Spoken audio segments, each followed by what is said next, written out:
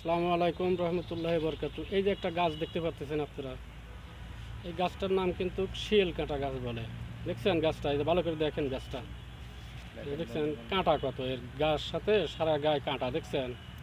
এই যে কাঁটা, একদম বড় কাঁটা দেখছেন।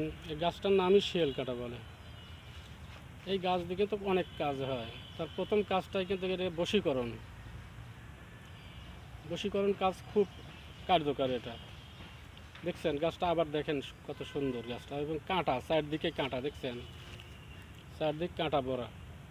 এই যে এই গাছটা দিয়ে বশীকরণ করতে লাগলে পরে আপনি শনিবারে মঙ্গলবারে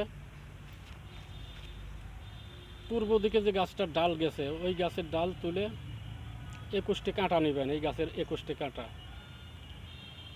21টি কাঁটা নেবেন, আর এই শিকড় নেবেন, এই গাছেরই শিকড় নিয়ে একটা মাদলি কিনে মাদলিত ভরবেন। মাদলিত ভরার আগ দিয়ে কিন্তু মেয়ের নাম, মেয়ের মার নাম, মেয়ের বাপের নাম, এবং ছেলের নাম, ছেলের নাম, ছেলের মার নাম, মেয়ের নামও লাগবে, মেয়ের বাপের নামও লাগবে, মেয়ের মার নামও লাগবে। ছেলেরও তাই, ছেলের বেলায় ছেলের নাম, ছেলের মার নাম, ছেলের বাপের নাম একটা কাগজে সুন্দর করে লিখে 21টি কাঁটা দিবেন।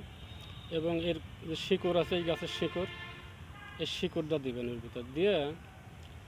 মেয়ে ছেলে যে পথ দিয়ে হাঁটে সেই পথে গাড়ি দিবেন। এই তাবিজটা সুন্দর করে গাড়ি দেবেন। কেউ যদি দেখে না, দেখবেন যে 7 দিনের ভিতর ওই ছেলে বাধ্য হয়ে যাবে। আপনি গাছটা ভালো করে দেখেন, দেখছেন।